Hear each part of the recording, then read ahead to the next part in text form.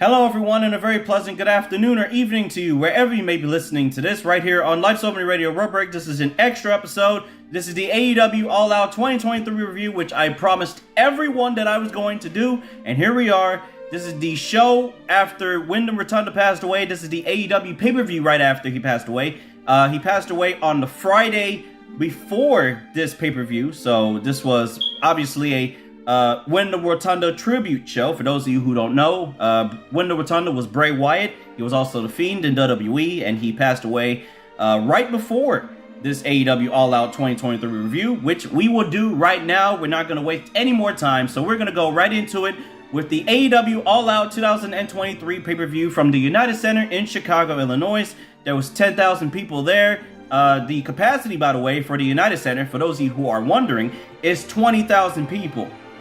AEW got half a crowd for this show, and let's just say the ticket sales for this show was not good at all. They pretty much got half a crowd, and literally AEW All Out 2023 was like before this show even happened, it was like there was like 7,000 tickets sold for this show. Like, no one necessarily cared about this show for some apparent reason, but apparently, you know, time heals all wounds. So that's why they got half a crowd. Anyway, 0 hour pre-show. This is for AEW All Out 2023. The 0 hour show, I wrote like a couple of notes down because obviously I did not care about this entire 0 hour pre-show. Obviously, that's not what all of you are here for, but I'm here to review it nonetheless because there were matches on that show.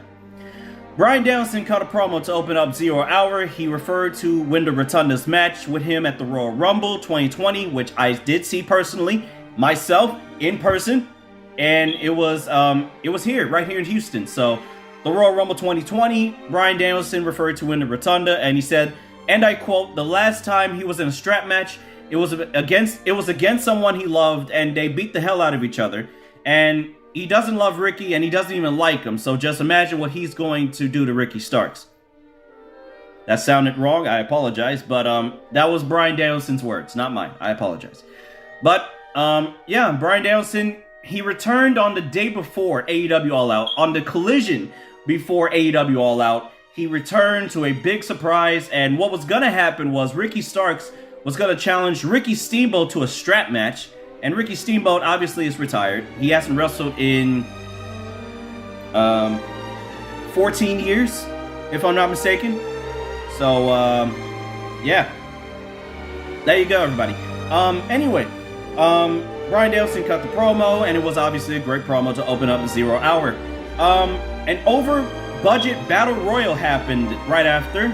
It was a charity Battle Royal. I did not write most of the people that was in this Battle Royal because obviously no one gave a fuck about this Battle Royal and no one cared about this Battle Royal. Let's just put it like that. This opened the show, technically, well, not really, not the main show, the pre-show, but yeah, Hangman Adam Page gets $50,000 for his charity, so he donates it to charity and stuff like that. So Hangman Adam Page won the Battle Royal. That's all you need to know. I did not write a rating down for this match because this does not count as an actual match, except it's on the pre-show. That's why it's not counting as a match. So if you guys are wondering why I'm not giving a rating for the pre-show matches, you know why. You heard it here first. Willow Nightingale, Hikaru Shida, and Sky Blue, the hometown chick, versus Diamante, Athena, the Ring of Honor Women's World Champion, and Mercedes Martinez with Billy Starks in her corner. I did not write anything down for this match specifically, but I do remember what happened in the match. And I do know that Sky Blue pinned Diamante to win the match, and she got the win in her hometown of Chicago, this Sky Blue. I am liking Willow Nightingale and Sky Blue. I feel like Sky Blue doesn't have any kind of storyline or character progression or whatsoever. I'm not disrespecting Sky Blue, even though I literally just did, but I'm not disrespecting her as a person. I'm sure she's a very nice person. But again, there's no character development on her behalf. At least Willow has had character development. You know, she was fucking feuding with Athena and stuff like that. So, I do see where they're going with this, but I don't get, like, there needs to be more character development in the women's division. Like, for instance, you got Julia Hart, who's about to have her title match at Wrestle Dream. So there should be some character development for every woman on the show. Not every woman has to be on the show. No disrespect whatsoever. But again, there needs to be a lot of character development for all of these women. And heading forward, there needs to be a lot more spotlight on these women that are in the AEW Women's Division. We got a Los Fashion Ingalable video package, Roosh, and he wants bad attitudes, he wants blood, so he's recruiting for the LFI. For those of you who don't know who is in LFI, it is Roosh, Dralistico. Hopefully I pronounced that right. I don't want to sound rude or disrespectful when I say that. It's Roosh and his brother, Dralistico, and then I don't know where Preston Vance fits in the group, though. I feel like they're testing him in a way. I don't know if he's still in the group or not, but if he still is in the group, I'm here to tell y'all right now, no one gives a fuck. And also, no one gave a fuck about this next match that closed out the 0-hour pre-show. The acclaimed Anthony Bowens, still employed. Max Caster, still employed. Billy Gunn, still employed. Jeff Jarrett, still employed. Jay Lethal, still employed. Satnam Singh, still employed. Karen Jarrett, still employed. Sanjay Dutt, still employed. By the way, they have a new faction name. Total Non-Stop Annoyance. Jay Lethal, Jeff Jarrett, Satnam Singh with Sanjay Dutt and Karen Jarrett. Total Non-Stop Annoyance.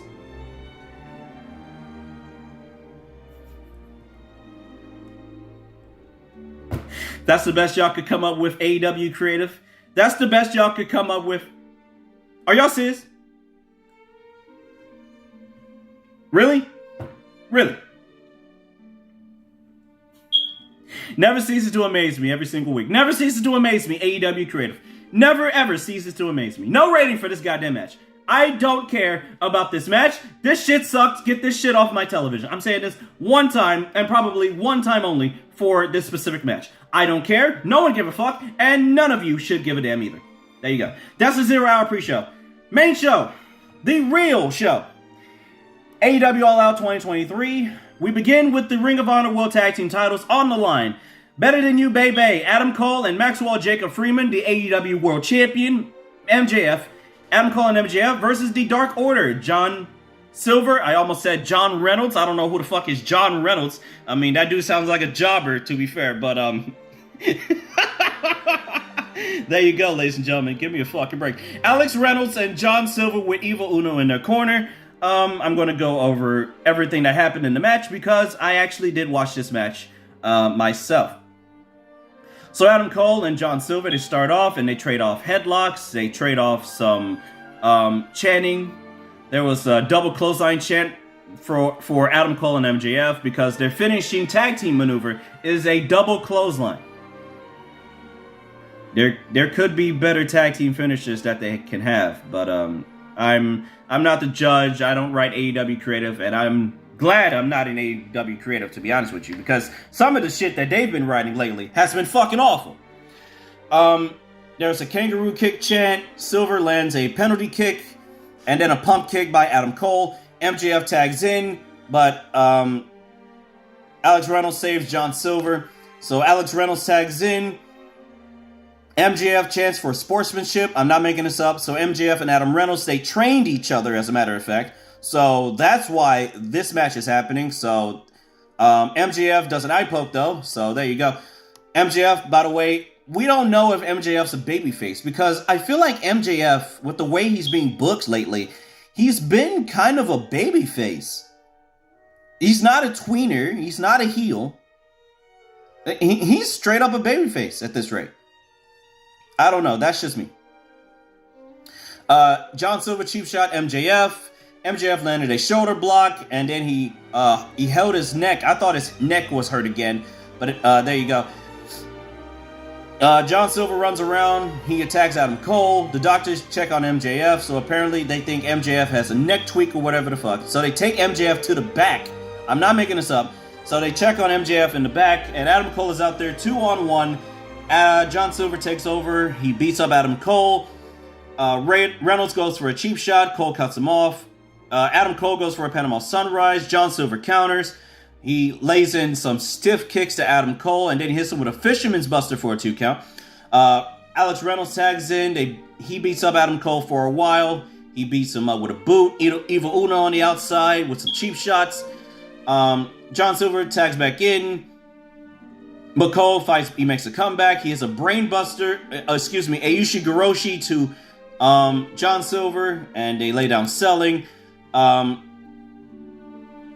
on. Here's what happened. Okay, I know what happened. So Alex Reynolds tags back in, and they go for their alternating moves. I don't know what the hell the finishers are called, but I do know that Silver and Reynolds did some double team moves, and Adam Cole kicked at it too.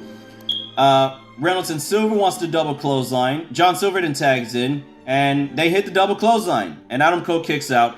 So Uno then yells at the referee on the apron.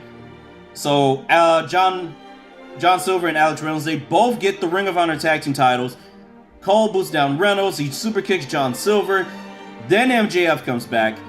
Then MJF makes the hot tag, and MJF goes crazy. He hits the kangaroo kick, and then the double clothesline. 1, 2, 3, and Alex Reynolds gets pinned with the double clothesline by Adam Cole and MJF. This match went 14 minutes. I gave this match a 7. Logic, probably a 2. Except for the Dark Order, like, getting offense in.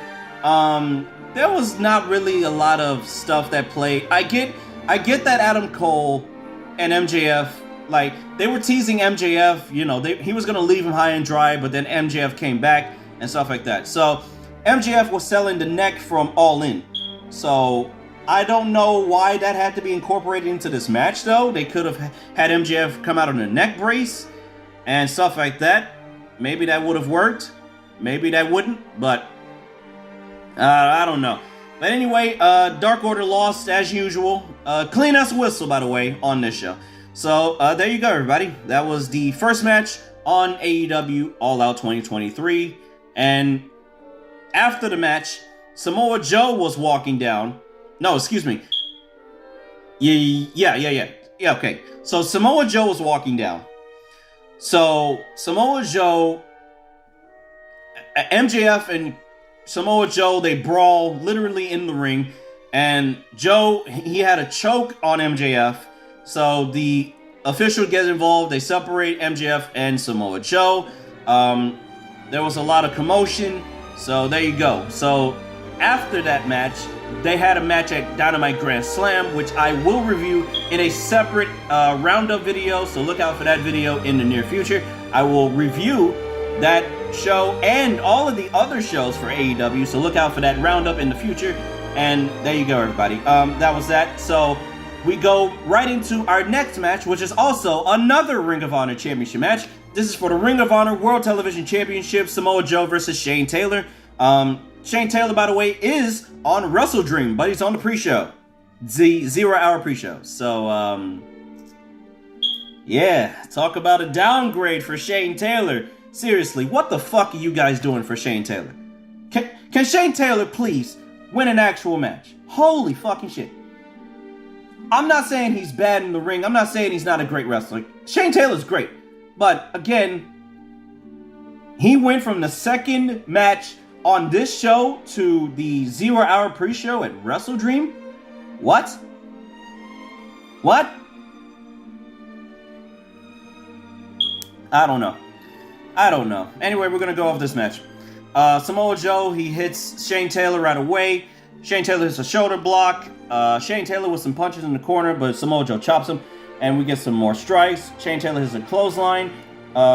Samoa Joe pulls Shane Taylor out of the ring, and we have a brawl on the outside. They're going back and forth, beating the hell out of each other at this rate. So, Joe hits an enziguri. Shane Taylor hits a uranagi, and then he hits a running splash and back inside the ring. Then Joe hits an enziguri that sends Shane Taylor outside of the ring. Samoa Joe hits a suicide dive, and then Shane Taylor hits a right hand, and then Joe hits a Manhattan drop, and then the running boot, and then the senton for a 1 count. I'm not making this up, a 1 count. This was back in the ring now, so we're back in the ring now. Shane Taylor hits a lariat for a 2 count.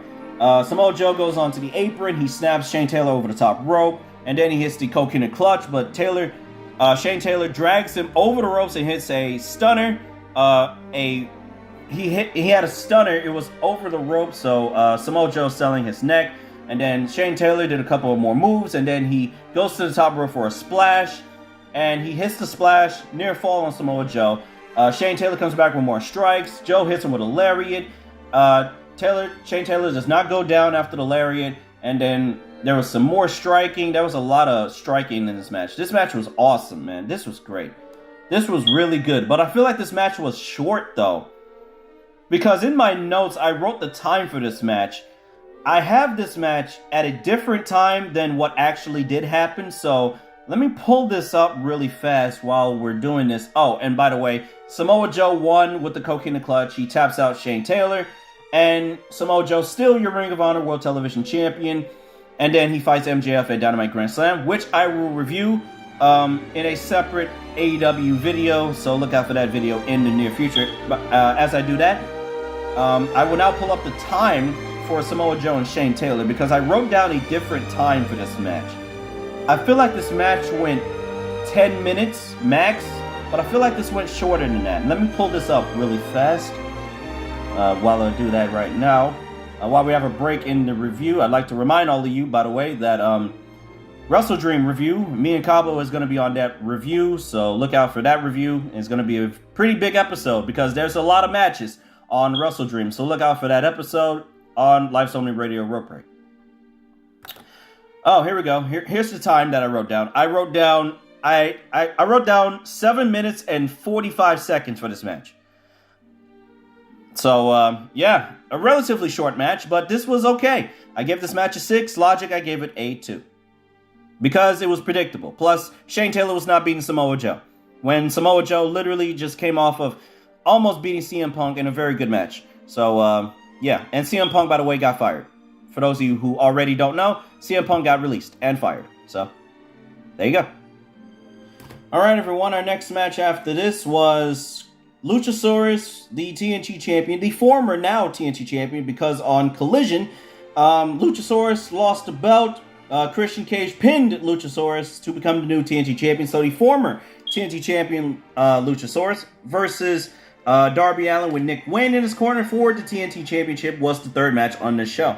I did not write a lot of notes down for this match, but I do know what happened in the match. Luchasaurus beat the fucking shit out of Darby Allin. Darby Allin got mained by Luchasaurus in this match in general. Now, Darby had his moments of offense, but this was mostly Luchasaurus' match. Like, Luchasaurus had everything in control. He tried to hit him with the ring steps, and he drops him face first onto the steel steps, and they land on the lower back of Darby Allin, and man, Darby Allin was getting walloped in this match. Darby then hit an O'Connor roll for a 2 count. Then he hit a cross body, which was cool. Luchasaurus, Darby tries to climb on top. He tried to hit Luchasaurus, he literally bounces off of Luchasaurus, and then Luchasaurus hits a boot, and he chokes him with his boot in the corner, and Darby then goes to the outside. Luchasaurus tries to go on the apron. Darby puts him into the ring post. He counters Luchasaurus into the ring post. Darby forces Luchasaurus into a chair, which was set up by Krishna, I believe, and then he climbs into the top rope. He dives onto Luchasaurus. Back in the ring, Luchasaurus then gets caught with a crucifix bomb for a near fall. Luchasaurus catches a splash, and then he hits a release German suplex, which did not look good for Darby Allin. Darby Allin looked like he got injured legitimately with that German suplex. Holy crap. And then Christian Cage is trying to tell Nick Wayne to throw in the towel. Nick Wayne and Christian, they face off. He will not throw the towel. Darby Allin then dives on to Christian after Luchasaurus did a torture rack. Darby goes up top. Luchasaurus tries to go for a chokeslam. Darby bites out of his way into a chokeslam. He hits an avalanche code red off the top rope for a near fall, which should have been the match ending, but instead it was not because, well, Luchasaurus is too strong and very powerful. So there you go. Christian hits Nick Wayne with a chair to distract him. He he threatens to do a concerto to Nick Wayne if he goes through with it, which distracts Darby Allin, obviously. Luchasaurus hits 2 tombstones. Then he hits the Northern Lariat for the 1-2-3. Luchasaurus beats Darby Allin. I gave this match a 6.5. Logic, probably a 1, because this was a relatively long... This was a long squash match. I feel like this didn't do anything for Darby Allin except give him that kind of momentum that he needs. I feel like this match didn't really do much for Darby Allin. No disrespect whatsoever, but I just feel like Darby kind of looked like a jobber in this instance, because he got mained by Luchasaurus in this match. He got lit up all match long, and then he had a couple of moves here and there, but Luchasaurus is just a dominant person. And Darby Allin lost. No surprise here. And then after the match, Shawn Spears brings out the locker room because Christian was going to do a concerto to Darby. He did not do it to Nick Wayne. So, there you go. So, Shawn Spears and probably 5 to 10 people in the locker room. They're saving Darby Allin, so they're going to save that, moment for a better time. I think Darby is going to do it to Christian because they're fighting at Wrestle Dream in the main event of Wrestle Dream, which AEW, by the way, they already spoiled the main event of Wrestle Dream. So don't come at me. This is what's going on here. So our next match, we got a hype package: Miro versus Powerhouse Hobbs. I'm going to go out on a limb and say this.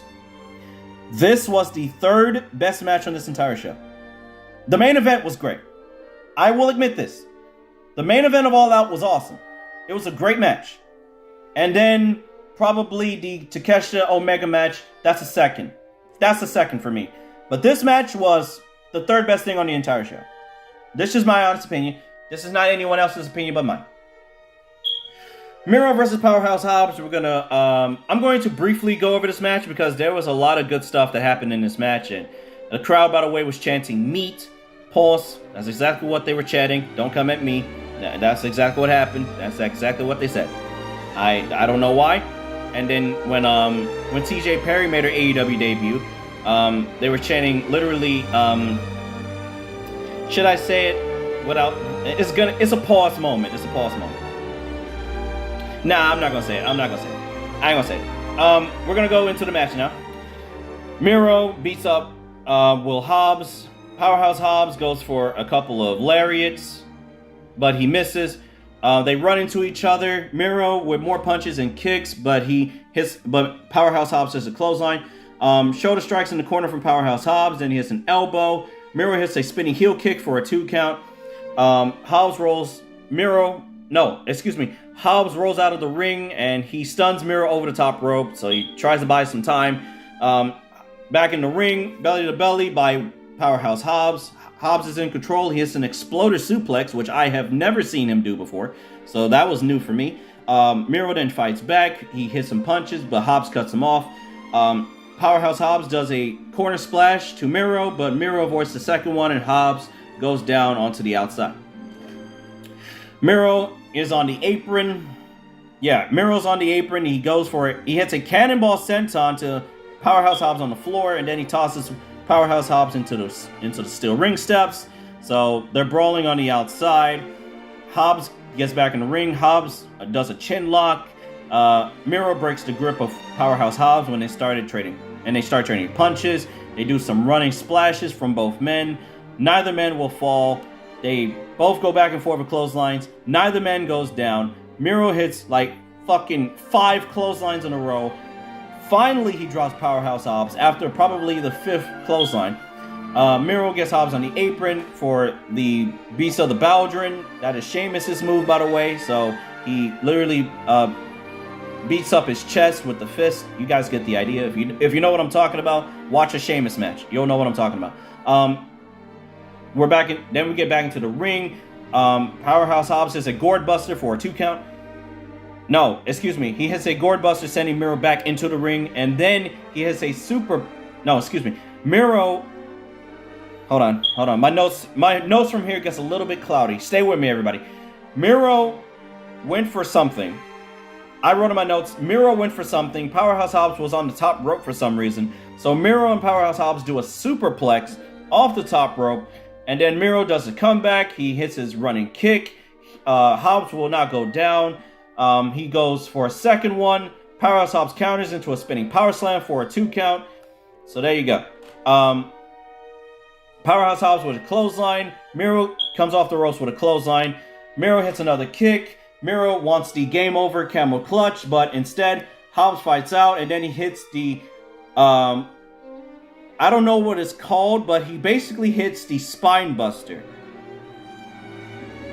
It was supposed to be called something spine buster, but I forgot the name of it. It'll come back to me very soon. It'll come back to me. Anyway, he hits a spine buster, 2 count. Will Hobbs pulls the strap down. He wants the camel clutch. Miro escapes. He hits Powerhouse Hobbs with a spine buster. Then he hits the game over on Will Hobbs, and Will Hobbs taps out, and Miro wins the match. Third best thing on the entire show. This match was awesome. This match was great. I gave this match an 8. Logic, I gave it a 5. I thought this match was excellent between these two big men. This was pretty good for a big man match. This was pretty good. This was better than Bronson Reed and Otis on Raw, which obviously, if you have not checked out the Raw Roundup yet, it should be out by the time you hear this review.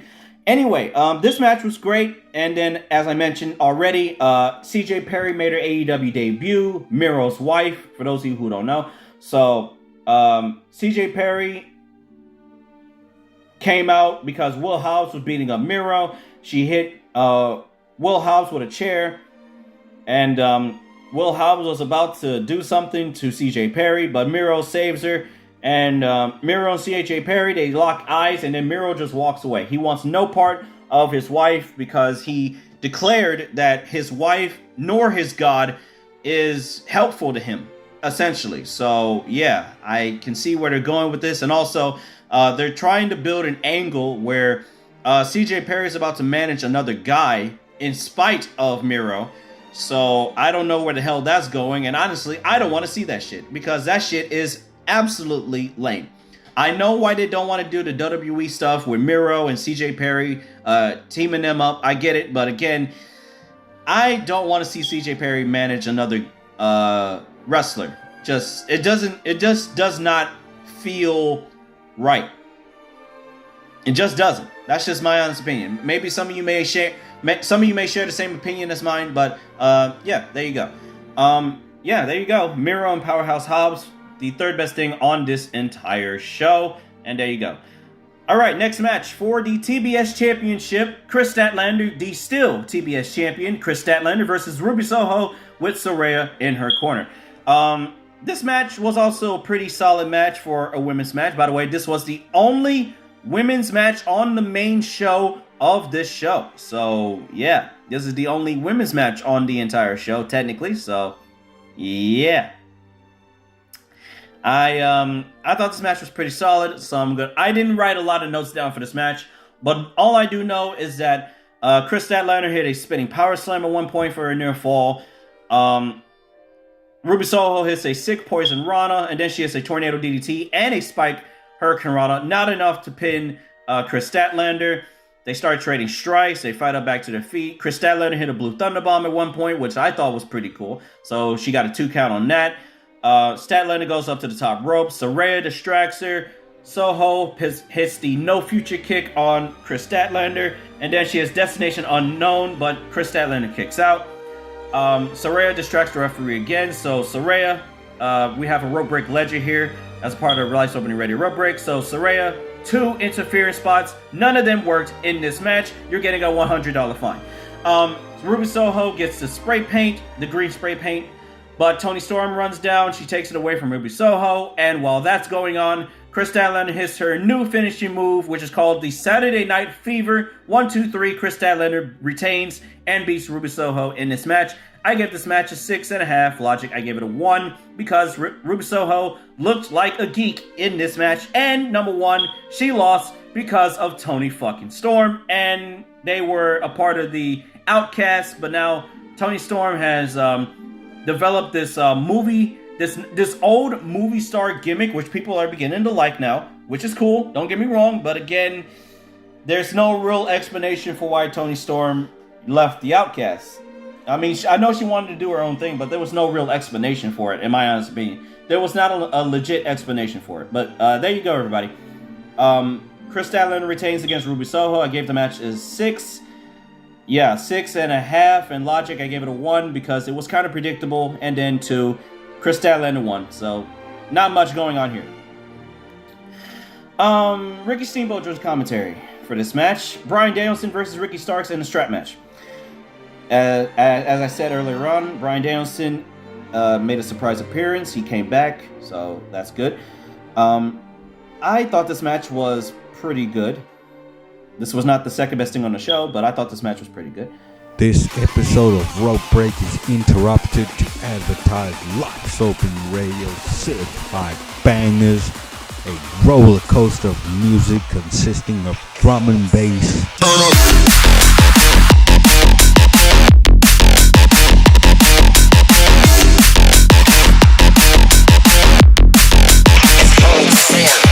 Indie pop.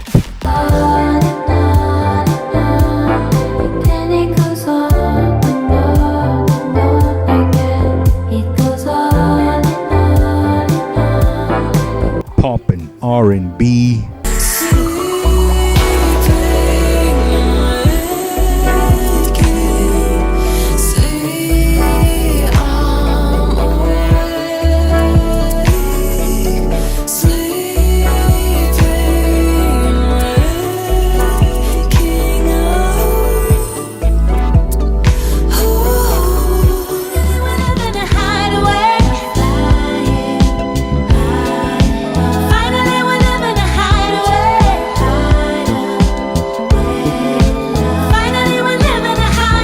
Soundtracks.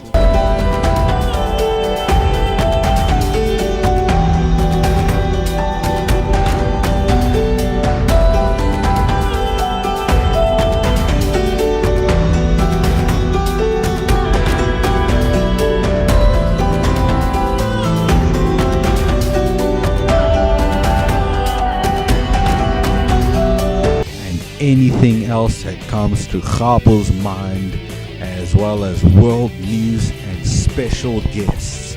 You can listen to Life's Opening Radio certified bangers every Sunday afternoon on Spotify. Back to your regular scheduled programming.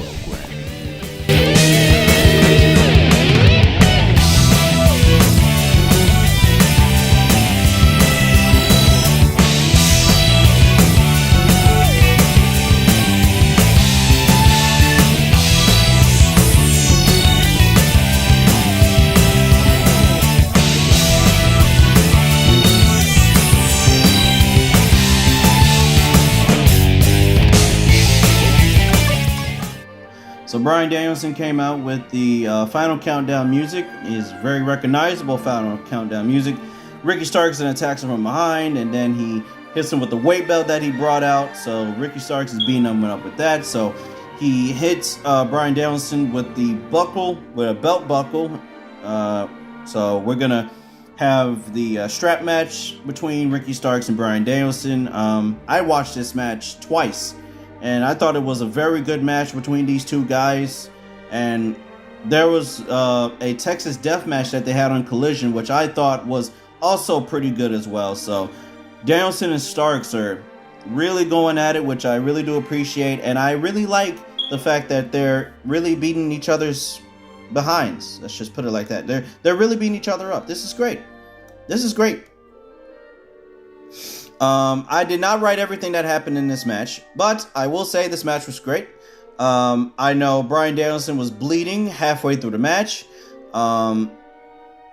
They were kicking each other. They were beating each other up with the strap, which was a leather strap, obviously. So they're selling the strap shots and whatever the fuck. So next thing I know, Big Bill shows up. He attacks Bryan Danielson. By the way, this match was no DQ. Ricky Starks, he pulls down Big Bill and he takes him out.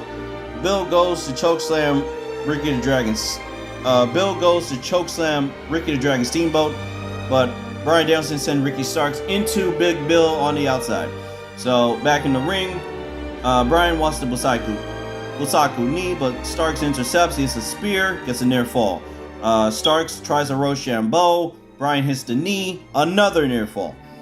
Bryan wants to kick Ricky Starks' head in. He just stomps on Ricky Starks over and over and over and over and over again. Oh my goodness. He could have stomped him until next week. The way he was stomping out Ricky Starks in this match. So he hits the label lock. Ricky Starks is fighting, but Bryan then uses the strap that is tied together to Ricky Starks. He chokes out Ricky Starks with the strap, and Ricky Starks passes out, but he never gives up. The referee stops it, and my goodness, what a match this was. This match was excellent. More matches between these two men, but I do not want to see 5 matches between these two. That's what I do not want to see. And by the way, I timed this correctly this time at 16 minutes. And for a 16-minute strap match, this was pretty good. I gave this match an 8.5. Logic, I gave it a 5. I thought this match was pretty well done. Pretty good match. There was not a lot of story heading into this match, and there really wasn't a lot of build really for this match. But I like the fact that they baited and switched Bryan Danielson into this spot, so I don't have a problem with this at all. I thought this was great. So Bryan Danielson wins the strap match here on this show here at AEW All Out. We go to our next match. It's a tag team match, I believe. Am I correct? Hold on, let me find this match really fast here. It is a tag team match. I know that. Yes, here it is. All right. Eddie Kingston and Katsuyori Shibata versus Claudio Castagnoli and Wheeler Yuta as a part of the Blackpool Combat Club. Eddie Kingston comes out with the t-shirt that says Claudio sucks eggs, a reference to Terry Funk, who also died before Bray Wyatt passed away. By the way, Claudio sucks eggs. Pause. That was wild. That was wild. I don't care. That was crazy. That was crazy. Shibata and Wheeler Yuta start off. Shibata with some early leg kicks, and they get some mat wrestling. Very good mat wrestling between the two. Shibata goes for an armbar. Wheeler gets to the bottom rope. Shibata with some Kawada kicks, and then he hits an European uppercut. Claudio wants in, and Eddie Kingston wants in because Eddie and Claudio are still feuding. And I will talk about the match that happened at Grand Slam. By the way, the former Ring of Honor World Champion, Claudio Castagnoli, he lost the belt at Grand Slam, so that's why I said former. Claudio avoids the penalty kick. Wheeler Yuta chops Eddie. Claudio doesn't even want to look at Eddie Kingston, so they're teasing their interaction very soon. Wheeler dives onto Eddie Kingston on the outside. Claudio picks up Eddie. He slams him into the barricade. Wheeler Yuta cheap shot Katsuyori Shibata. Wheeler Yuta hits a senton. Claudio yanks on the arm of Eddie Kingston. Corner strikes from Claudio, and he tags in Wheeler Yuta. Wheeler then runs into the ropes, but he runs into a knee and then a butterfly suplex, and then Wheeler Yuta tags to Claudio. Claudio tried to stop him from tagging to... he tried to stop Eddie from tagging in Shibata, but he doesn't, so he hits a double stomp. So he beats up Eddie Kingston for a while.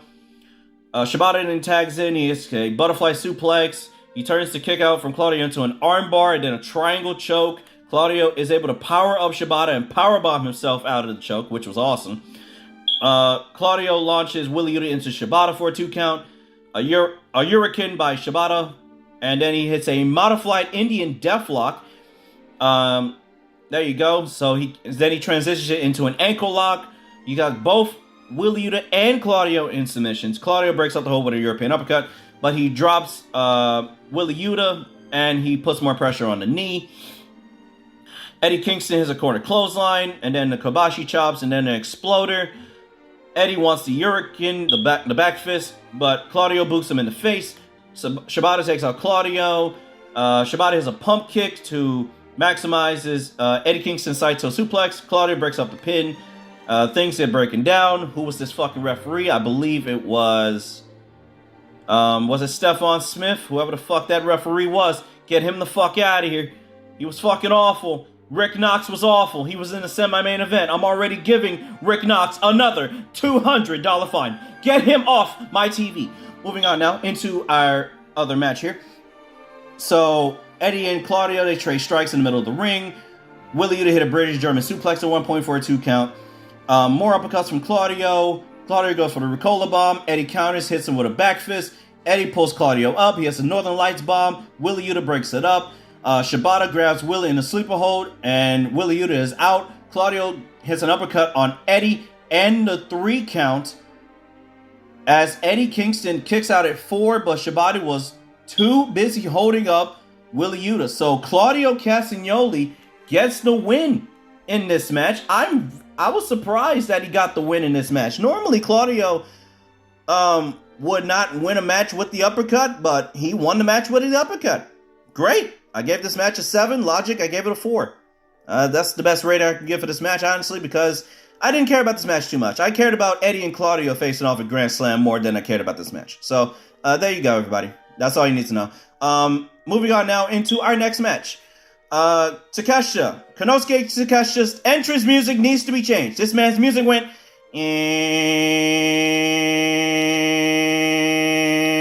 fucking mosquito theme over here. Come on, bro.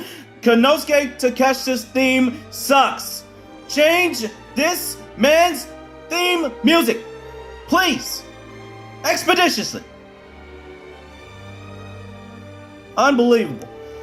Konosuke Takeshita versus Kenny Omega with Don Callis in Takeshita's corner, who is automatically getting a $300 fine.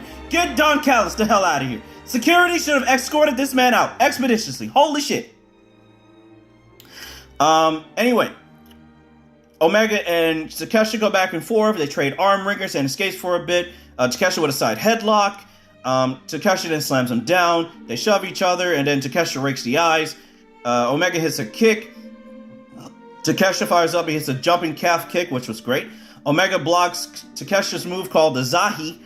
He tries for a Snapdragon suplex, but Takeshita counters into a backdrop driver, which was nasty. That was awesome. So there you go. So they brawl outside the ring. Takeshita hits a haluva kick against the barricade to Kenny Omega. Takeshita goes for a suplex on the outside, but Omega hits a Finley roll on the outside and then a moonsault off the barricade. So he basically does the you can escape this combination on Takeshita on the outside. We're back into the ring. Omega hits a springboard drop kick. Then he hits a jumping leg lariat and he kicks Takeshita in the ribs. He goes for a submission hold of some kind. I didn't know what the hell it was called, but I'm not gonna say it. I don't know what the hell that signature. I don't know what the hell that submission was. I almost said signature move. Kenny Omega has fucking 20 signature moves at this rate. Takeshita with an elbow drop. He trade strikes with Omega. Takeshita then gouges his eyes again. Don Callis gets involved at one point. He's getting an automatic fine. Actually, another $400 fine. Don Callis is at $700 worth of goddamn fines. Holy fucking shit. Why did Don Callis get involved in this goddamn match twice? Jesus. Anyway, Omega rolls out to the floor. Takeshita hit a brainbuster on the outside to Kenny Omega, which was awesome, and it was nasty at the same time. Don Callis pulls the chairs. Don Callis distracted the referee. Takeshita actually pulled out a pile of chairs at one point. Then Don Callis put the chairs on Kenny Omega's body. Takeshita hit a diving senton to the floor onto the chairs onto Omega. So that hurt Takeshita more than Kenny Omega. That was a dumb spot, but here we are. Back into the ring. Takeshita with another haluva kick, then a blue thunder bomb for a 2 count. Takeshita hits a senton off the top of her for a 2 count. Omega tries to fight back with a chop. Takeshita clobbers him with an elbow. Takeshita goes up top again. He goes for another senton. Omega gets his knees up. Omega makes a comeback. He hits Polish hammer strikes, which was clotheslines pretty much. Omega gets out of the way of a jumping knee by Takeshita. Omega goes for the Terminator dive, which he does hit. Omega hits the missile drop kick to the back of Takeshita's head off the top rope. He hits a Snapdragon suplex. He hits 2 straight Snapdragon suplexes. He wants a 3rd one. Takeshita fights out. He hits a Poison Rana for a 2 count. Takeshita goes for a V-trigger. No, Takeshita avoided a V-trigger. He was going to hit one earlier, later on in the match, but he didn't. So he avoids the V-trigger. Omega flips out of a German. Takeshita does the same. He hits Takeshita hits Kenny with another elbow. Omega finally hits the V-trigger, but Takeshita comes off the rope with a lariat, and both men lay down selling, and the crowd is into this match. as much as I was. Both men rise up. Omega goes for a powerbomb, but Takeshita hits another elbow. Omega counters into his own powerbomb, then another V-trigger for a near fall. He goes for another V-trigger. He actually hits the V-trigger. Goes for the one-winged angel. Takeshita counters into a packaged tombstone fucking pile driver for a 2 count. I've never seen that move a day in my life. That was awesome. More moves like that, please, from Takeshita. Holy shit. I did not see that coming. That got a big pop out of me. Takeshita does a deadlift German suplex for a 2 count. Omega avoids another German suplex. He lands a back elbow. Omega comes back, but then Takeshita fires up, and then he hits more elbows. Omega lands another V-trigger. Then he hits another V-trigger. Omega goes for a one-winged angel. Countered again. He goes for an avalanche one-winged angel at one point. Takeshita set free. He drops Omega on the ropes. Takeshita climbs over with Omega. He hits an avalanche blue thunderbomb, which I thought was the end of the match. It was not. And Omega kicks out.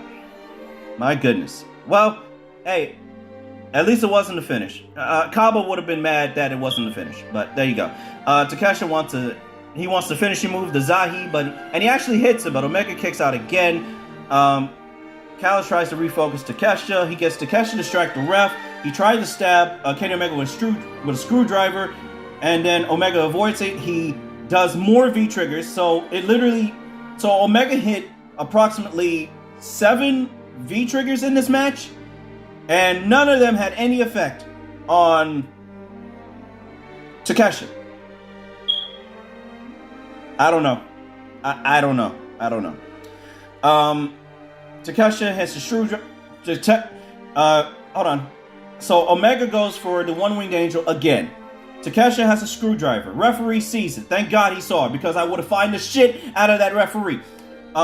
He takes a screwdriver array. They trade roll-ups. Takeshita hits a wheelbarrow suplex, and then he hits another Zahi. Omega kicks out again. Then he hits another Zahi with the knee exposed, and that finally beats Kenny Omega. It took 3 Zahis from Kenny. Excuse me. I almost said Kenny Omega. Takeshita wins the match 1, 2, 3. It took 3 Zahis to pin Kenny Omega. It took 3 Zahis. 3 finishing moves to pin Kenny fucking Omega. You can't make this stuff up, ladies and gentlemen. I mean, this was the second best match on this entire show. Don't get me wrong, but my goodness. It did not need to take 3 finishing moves and then an avalanche blue thunderbomb to pin Kenny Omega.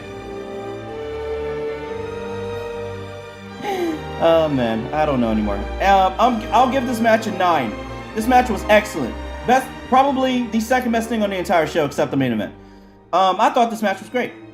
I gave this match a 9 for wrestling logic, probably a 4, maybe a 5, because there was 3 interference spots from Don Callis.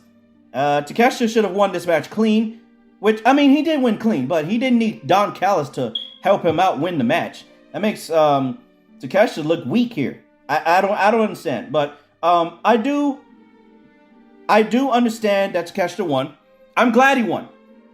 He needs to win, and he's over. It's just the fact that he needs more fucking. He needs a whole entire entrance music. His entrance music is mosquitoes buzzing in the fucking Amazon forest somewhere. It goes like this.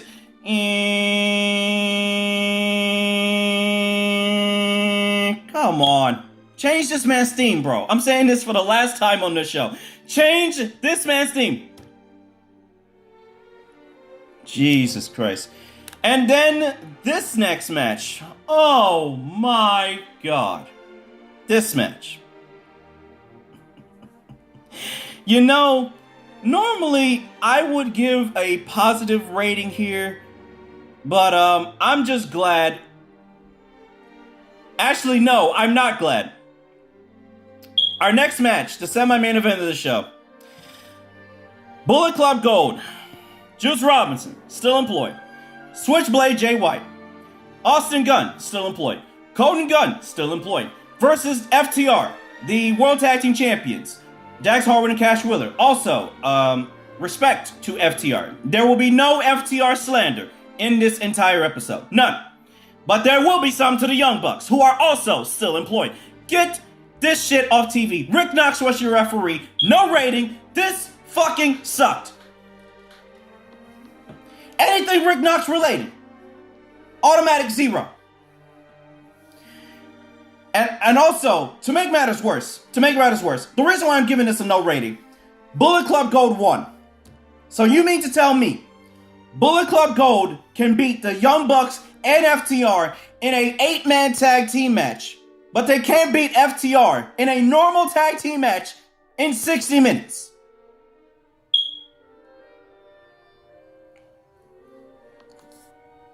AEW logic, ladies and gentlemen. AEW logic. Rick Knox, your fucking referee, and already by unanimous vote, Rick Knox is the Get Off My TV Referee Award winner for the month of September. Get this man the hell out of here. If I see this man, by next year, somebody getting their ass whooped. I don't know who in the right mind thinks Rick Knox is one of the best referees in all of professional wrestling. You're out of your skull. You gotta be smoking the most highest of fucking heroin I've ever seen in my life.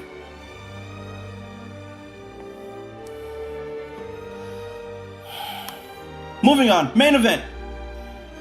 This was an excellent main event. Orange Cassidy versus Jon Moxley for the International Championship. This match was awesome. I'm actually going to review this match because this match was actually great. Oh, okay, hold on. Let me calm down for a minute here. Orange Cassidy, he just chills out. Moxley waits for him. So Moxley hits him with an elbow, and then he hits some chops. He bites Orange Cassidy, and Cassidy hits a boot and then an elbow. He hits a running drop kick. Orange Cassidy goes for the orange punch early, but Moxley hits a Saito suplex and then another one. So he hits 2 Saito suplexes in a row, almost killed Orange Cassidy and almost broke his damn neck. Cassidy lands on the apron and he lands a few punches. He hits a crossbody, but Moxley rolls through and he beats up Orange Cassidy some more. Orange Cassidy hits a Stun Dog Millionaire and then a suicide dive. Cassidy hits a Around the World DDT back into the ring. Moxley then... Hold on. No, he went for a DDT. Then Moxley countered into a release suplex. And Moxley beats the hell out of Orange Cassidy. Moxley slings Orange Cassidy into the ring post. And Cassidy is bleeding like a stuffed pig. My goodness, Orange Cassidy bloodied all the way from right here to like right here. His face covered in red, soaking with blood. Oh my God. Orange Cassidy, I've never seen Orange Cassidy bleed like that before. And I probably don't want to ever again. Because holy crap, he bled like crazy in this match. Moxley has a power driver back into the ring for a 2 count. Punches, and then Moxley is hitting him with crossface, rakes across the face with his forearm or whatever. So Orange Cassidy comes back, he hits some more strikes, but Moxley just, he wants him to hit him. So Orange Cassidy puts his hands in his pockets thing, he hits a fucking headbutt, which I did not expect. Orange Cassidy, he comes back, he hits some more strikes, but Mox floors him with an elbow. Moxley puts Orange Cassidy on the top rope, he chops him. Cassidy gets out of a superplex attempt. He scratches the back of Jon Moxley. Then he bites him. And then he hits a diving DDT to Jon Moxley. And that was unbelievable. I thought Jon Moxley was out, man. I did not expect that diving DDT, by the way. Then Cassidy hits a springboard DDT. But he goes for the orange punch. But again, Jon Moxley moves out of the way. Moxley with a series of jabs. Cassidy rolls through on a sunset flip attempt. And then he hits a drop kick. And then he goes for the orange punch. And he actually hits the orange punch. But Jon Moxley kicks out. That's why I've been saying for the last year now, the orange punch is just a elevated right hand. It is not a legit finishing move. I don't care what nobody says, but take it as what you will. Moxley goes for the Bulldog choke. Cassidy counters, but Moxley counters into a rear naked choke. Orange Cassidy gets out. Moxley counters into an armbar. Cassidy is able to roll out of it. Moxley then gets the label lock on Orange Cassidy. Orange Cassidy, he won't tap out. Orange Cassidy rolls out to the floor. So he heads out of the ring. He pulls up the mats around the ring, exposing the hard floor. underneath the floor on the outside. Moxley wants a power driver. Cassidy counters it to a beach break on the hard stuff on the outside, which was great. And Cassidy then drop kicks Moxley heads to the ring steps, and he then scampers back to the ring, but Moxley gets back to the counter 9. Orange Cassidy actually wanted to win this match by countout, which I would have been very pissed off if he won by countout. If he won by countout, you would have gotten a lot of rage out of me, because holy hell, I did not want to see that shit. I was going to be so mad. My goodness. So anyway, Orange Cassidy goes for another orange punch. He hits another orange punch. Then he drops another orange punch. He goes for a third. Moxley counters into a cutter. Orange Cassidy goes for, Moxley goes for a paradigm shift. Cassidy gets out of it. He hits a fourth orange punch. Then he hits a spear, but he gets an near fall. 4 orange punches to put down Jon Moxley, and you get a 2 count? My goodness. Cassidy puts his hands in the pockets. He does the kicks to Moxley, but they turn into real kicks. But Moxley then counters another kick into a lariat. Then he hits another King Kong lariat. And then he hits a third, which was actually more of a right hook than a lariat, but he only gets a 2 count. Moxley hits the Death Rider, but another near fall. Moxley takes a moment. Cassidy slowly rises to his feet. He flips off Jon Moxley. He says, "Screw you. I want you to finish this match right now."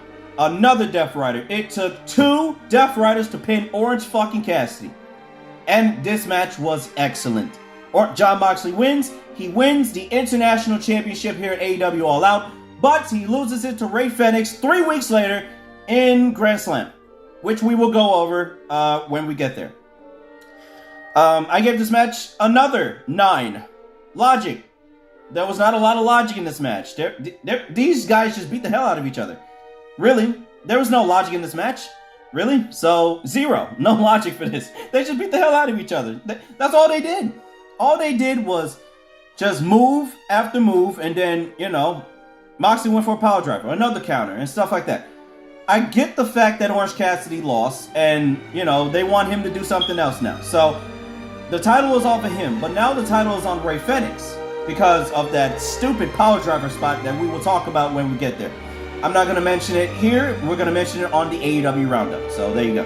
Anyway, Jon Moxley won the International Championship, only for him to lose it 3 weeks later. So there you go, everybody. That is your AEW All Out 2023 review, which hopefully you guys enjoyed here on this extra episode of Life's Opening Radio Road Break.